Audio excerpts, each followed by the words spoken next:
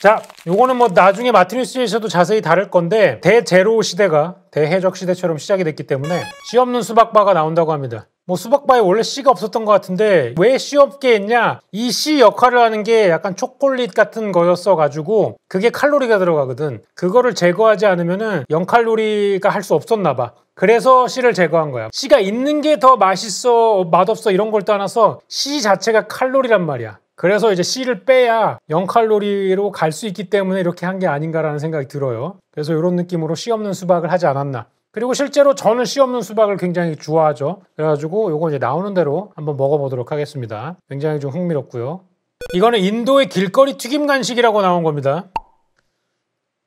나무판에다가 손으로 기름을 칠해서 이제 손으로 펴가지고 손으로 또 이제 뭉개가지고 손으로 잘라서 손으로 펼쳐가지고 하는 거죠. 사실 이런 거 릴스에 보면은 미친 듯이 많이 올라와요. 근데 인도가 원래 대부분의 것들을 손으로 많이 하잖아요. 밥도 손으로 먹고 이렇고 하기 때문에. 그리고 정작 이렇게 만들어가지고 막 시럽 뿌려놓고 이러면 멀쩡해 보이는 게 또 문제지. 사람이 이제 금방 저런 비주얼에 현혹이 되기 때문에 이런 거 되게 많이 올라오잖아요. 공산품 중에 이렇게 만들어가지고 납품하는 것들 보면은 다 외국인들이 이렇게 댓글 써놔. 나는 앞으로 절대로 뭐뭐뭐를 안 먹을 거야. 막 이런 식으로 돼 있는데 실제 인도 사람들은 다 먹고 사나 봐요. 이거는 시간이 좀 많이 지나야 되지 않을까. 제가 작년인가 재작년에 베트남에 그때 한번 푸드쇼 찍으러 한번 갔었잖아요. 베트남도 장난 아니야. 그 푸드트립 같은 거 하는 느낌으로 가봤는데 와 정말 위생이 장난 아니거든요. 정말 지저분하고 바퀴벌레 막 돌아다니고 하는데 그거는 어쩔 수 없는 것 같아요. 훨씬 더 도시가 개발이 되고 이 낙후된 것이 없어지기 전까지는 이런 거는 약간 어쩔 수 없는 것이다. 지금 베트남이 개발 때문에 굉장히 떡상하고 핫한 곳임에도 불구하고 그런 지역이 아직 많아. 근데 인도도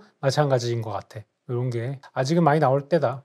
맥도날드에서 가장 논란이 많다는 메뉴 치즈버거래요. 패티 치즈 케찹이라는 빈약하기 그지없는 구성으로 좋아하는 사람은 이거야말로 맥도날드 맛의 정수라고 주장하지만 접니다. 저 같은 사람들이 이제 정확히는 더블 치즈버거죠. 맥도날드의 정수는 더블 치즈버거 정신에 있다 라고 얘기를 하는 게 이제 왜냐하면 저는 약간 세뇌당했어요. 누구한테? 우리 그 셰프님, 벤 셰프님한테 더블 치즈버거에 세뇌당했어. 왜냐? 우리가 레스토랑이 저녁 서비스만 하는 레스토랑이었어요. 제가 예전에 캐나다에서 일하던 처음 레스토랑이 점심 서비스는 하지 않았거든요. 그래서 맨날 한 4시 반쯤 되면은 벤이 가가지고 점심을 사와. 벤이 점심을 사오는데 뭘 사오냐? 더블 치즈버거를 10개를 사와. 그리고 그냥 알아서 먹으러 여기저기 던져놔. 그래서 한 사람당 더블 치즈버거를 2개씩 먹는다고. 그러면 더블 치즈버거를 먹는 거지. 그래서 이거를 거의 주식같이 먹다 보니까 나중에는 맛있어졌어 그냥. 그런 느낌이 됐다고. 싫어하는 사람은 쓰레기를 돈 주고 사 먹냐고 비난하지만 아니야. 나는 이걸 쓰레기라고 생각하지 않아. 맥도날드의 정신은 더블 치즈버거에 있는 게 맞아. 이건 빅맥은 맥도날드의 정신과 약간 거리가 멀다고 느껴. 저는 이거 좋아하는 파입니다. 자, 이거는 나영석 PD님이 궁극기를 썼다라는 내용으로 들어왔는데 삼시세끼가 이번에 시즌을 다시 간다고 합니다. 근데 누가 나오느냐? 임히어로. 여기서 임히어로가 나온다. 차승원, 유해진과 특급 만남. 미쳤다. 이거 시청률 얼마 찍을지 너무 궁금하고요. 시청률 30% 나오는 거 아니야? 진짜 개떡상할 수 있잖아. 아니 임영웅 씨가 가가지고 낚시하고 밭 메고 감자 캐고 그걸로 장작 패고 비빔밥 먹고 이런 거를 어디서 봐? 어디서 보냐고. 못 보잖아. 이게 가능해? 미쳤다. 진짜 치트키다. 참을 수 없다. 저는 이게 시청률이 얼마 나올지 정말 궁금합니다. 진짜로. 차승원, 유해진 님도 이 삼시세끼 브랜드 안에서는 최고의 시청률을 또 자랑하는 듀오 아닙니까? 이제 특급 트리플이 되게 생겼다. 굉장하다. 그리고 어느 닭강정집에 믿을 수 없는 리뷰 이벤트라고 나왔는데요. 닭강정을 추가하고 포토 이벤트를 하면은 축구선수 크리스티아노 호날두 두스 산투스 아베이로 친필 사인하고요. 그 다음에 캐나다의 자랑 유명 팝가수 저스틴 비버 친필 사인하고요. 그 다음에 일론 머스크의 친필 사인, 그리고 레전드 존잘 티모시 샬라메의 친필 사인, 그리고 전부 다 가짜라고 써져 있는데 받을 수 있다라고 합니다. 그래서 실제로 레전드 존잘 티모시 샬라메 친필 사인을 신청한 분은 이렇게 받았다고 해요. 행복하세요라고. 한글 잘하시네요. 굉장히 장사를 잘하는 사장님이라고 볼 수가 있겠죠. 미쳤죠? 티모시 샬라메. 이 이모티콘도 굉장히 어울리죠. 장사 굉장히 잘하는 분이다 라고 넘어가면 되겠습니다.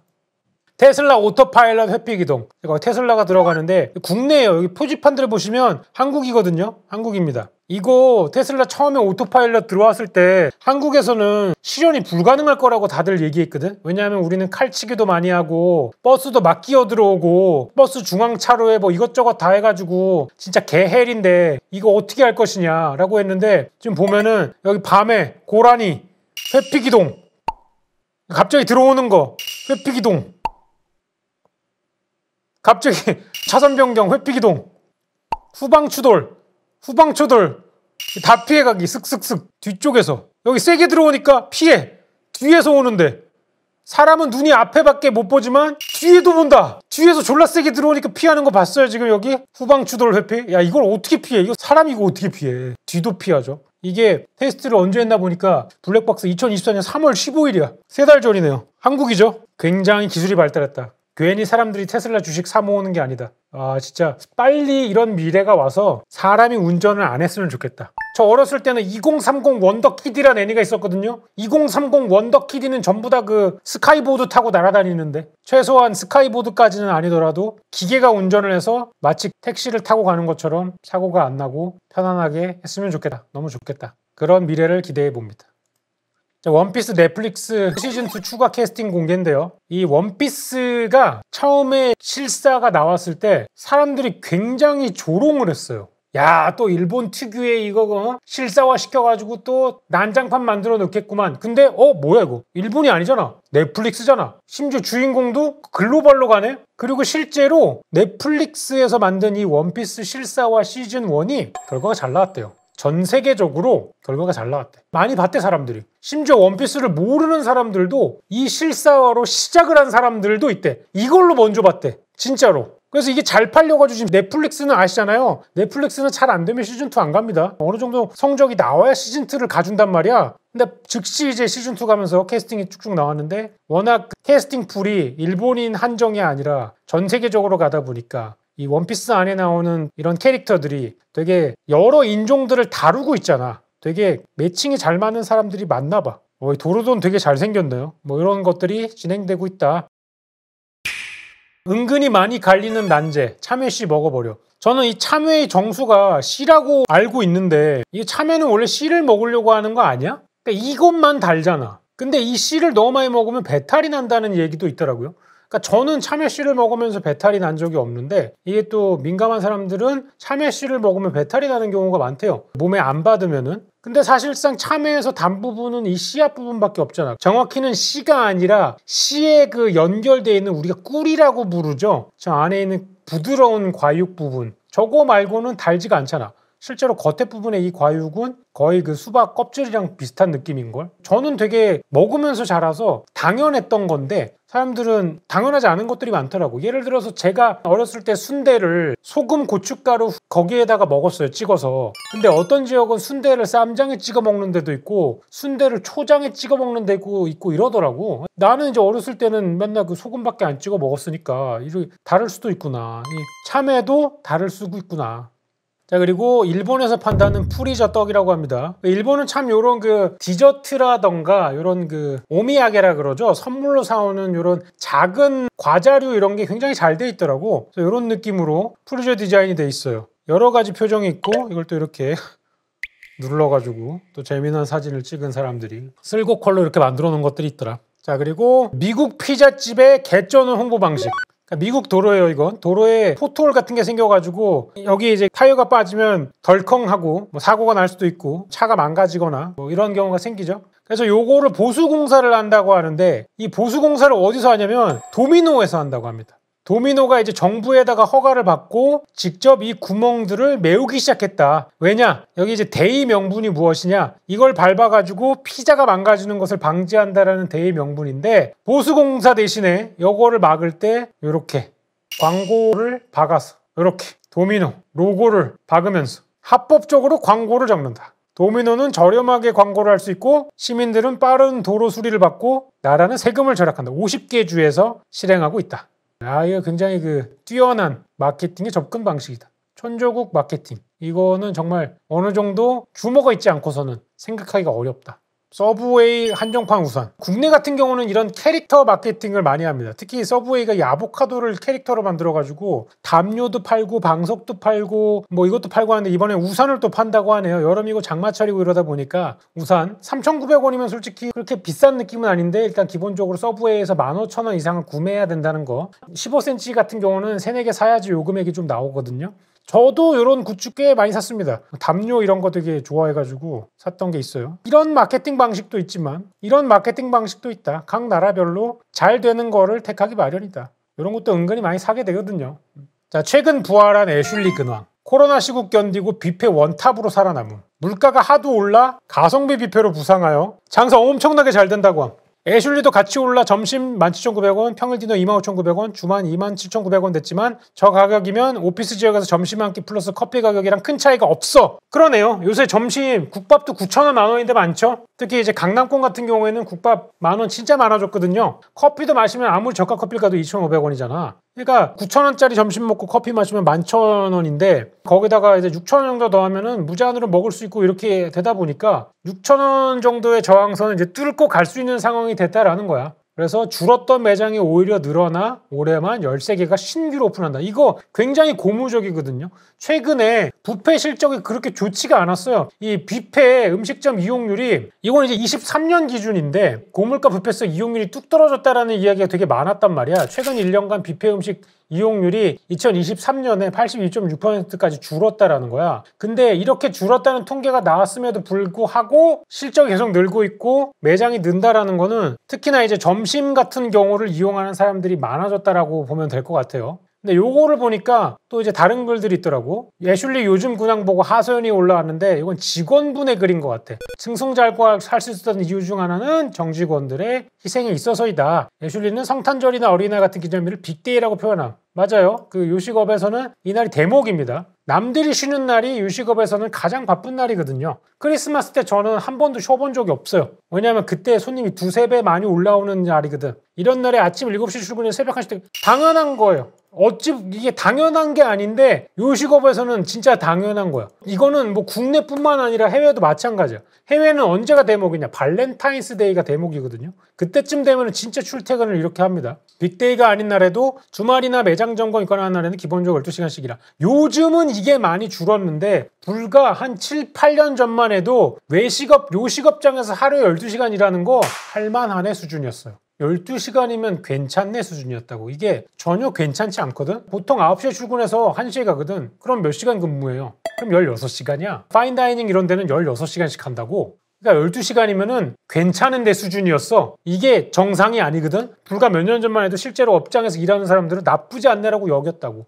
무튼 애슐리에는 오마라는 개념이 있으면 오픈부터 마감까지 한다는 말. 이게 그 아까 나온 9시부터 1시까지 조야. 그리고 계속 라떼 이야기를 해서 죄송한데 10년 전에는 모든 포지션이 다 오마였어. 조라는 개념이 없었다니까. 외식업에는 원래는 조라는 개념이 없었어. 이거를 대기업에서 맞춰가면서 시프트라는 게 생기기 시작한 거지. 일반 업장은 오픈 마감조라는 게 없어. 그냥 모두가 다 오마야. 뭐 그게 맞다라는 얘기를 하는 건 아니에요. 되게 열악했다라는 거야. 그래서 쭉 내용을 보면은 뭐 여러 가지 내용이 있어요. 세 줄 요약하면은 애슐리 정직원들 초과 근무 수당 제대로 못 받고 이런다. 연차도 제대로 보여주고 쉬는 날에 나가 이런다. 노동청에 신고라도 뭐 이런 내용입니다.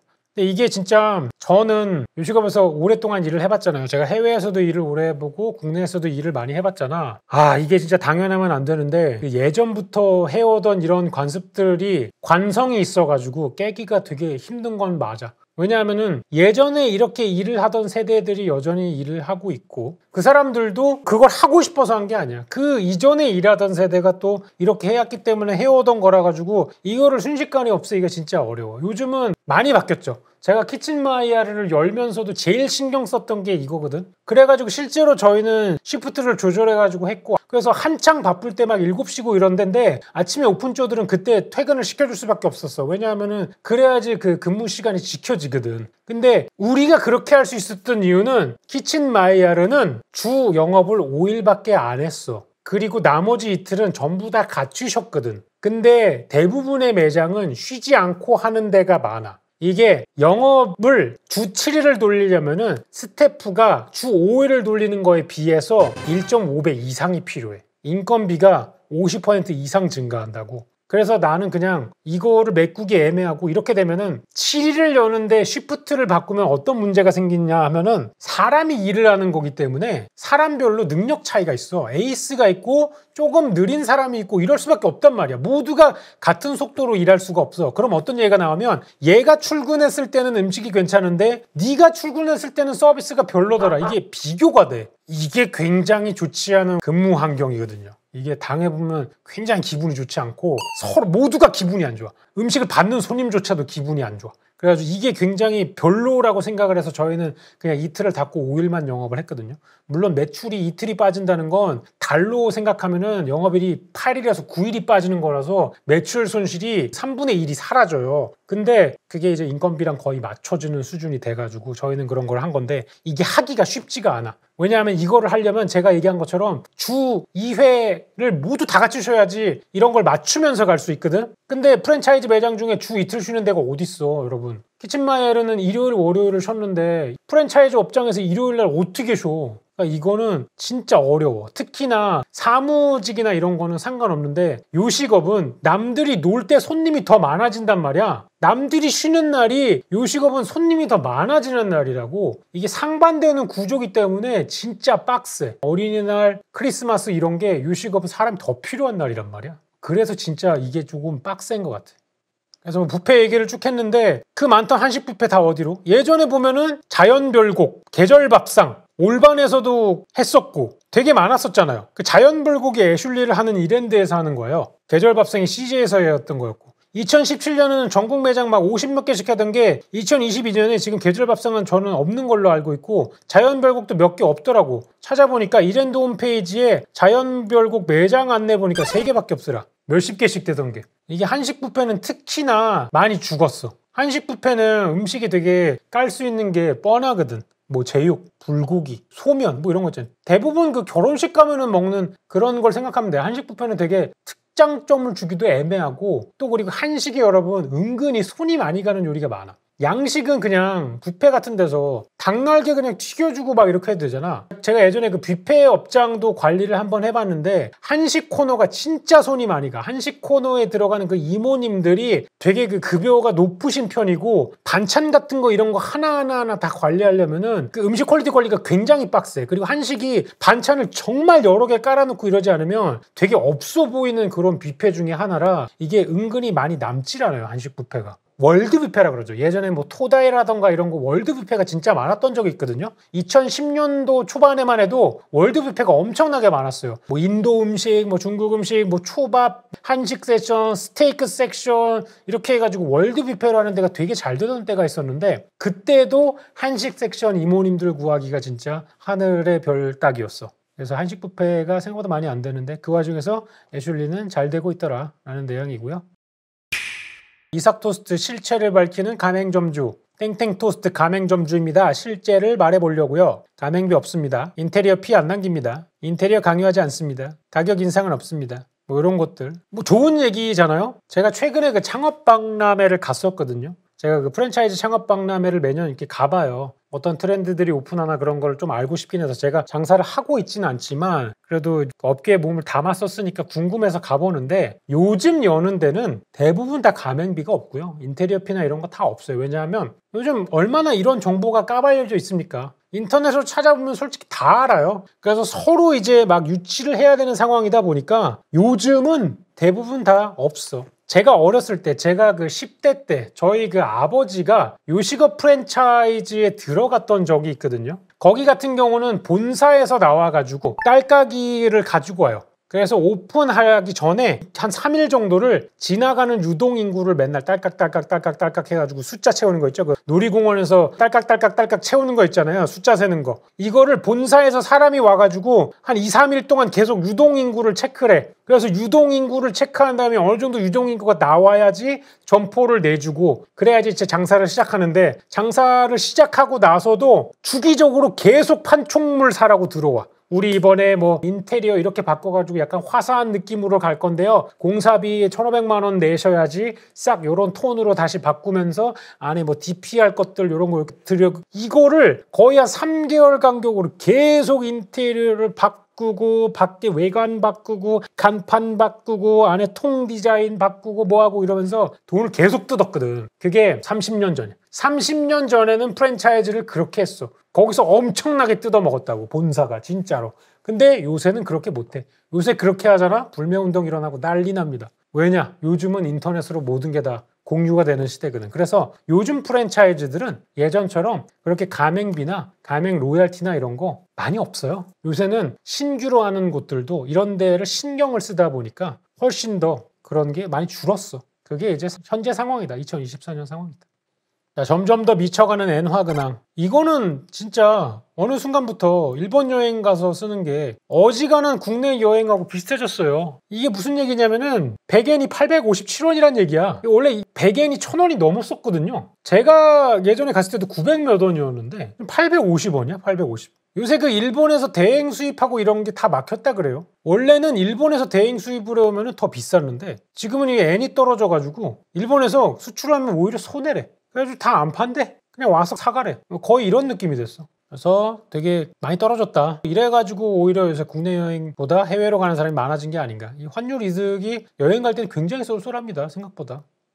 자, 사람 볼 줄 모른다던 백종원이 확신을 가지고 영입한 인재. 이거는 굉장히 옛날부터 나오던 건데 주기적으로 계속 올라와. 여기 보면은 골목식당 2020년 여름 특집이잖아. 지금 4년이 지났는데 계속 또 올라온다고. 그만큼 이제 이게 임팩트가 있다라는 거죠. 결국은 뭐냐면 백종원 씨가 와우를 하면서 메인 탱크가 있는데 저 내일부터 게임 못합니다 이래가지고 굉장히 중요한 뭐 네임드겠죠. 막보스라던가 사냥하러 가야 되는데 무슨 얘기냐, 레이드 해야 되는데 메인 탱크 없어지면 공대는 진짜 진행을 할 수 없거든요. 왜냐하면 공대의 모든 택틱은 메인 탱커의 택틱에 맞춰지고 그거에 의해서 진영이 짜여지고 이런 거기 때문에 메인 탱커가 날아가는 건 딜러 두세 명 날아가는 것과는 완전히 다릅니다. 택틱 자체가 수행이 안 돼. 길게는 몇 주도 박아야 돼. 특히나 막보스 같은 거 남겨놓고 메인 탱커 날아간다? 공대 쫑이야. 진짜로. 공대 쫑으로 연결되는 경우가 비일비재해. 엄마가 취직하래요. 그래서 잠깐만 기다려봐. 로그아웃 하지 마. 그렇게 해서 더본에 이제 입사했다. 더본에 입사시켜줄 테니까 메인 탱을 계속해라. 가 된 것 같아요. 일 잘하고 있다. 실제로 이분이라고 합니다. 취업 준비로 게임을 그만두려고 했을 때 그러지 말고 같이 일하자라고 얘기를 하셨다.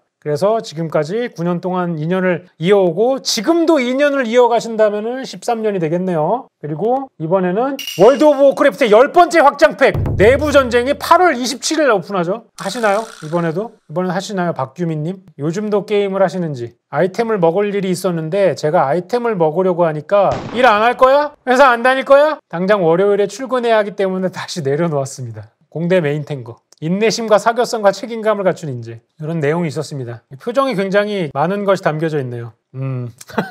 울컥. 좋습니다. 그래서 올해도 확장팩이 나오는데 하실지 모르겠어요. 저는 이번에 와우 나오면 열심히 해볼 생각인데 기대해 보겠습니다.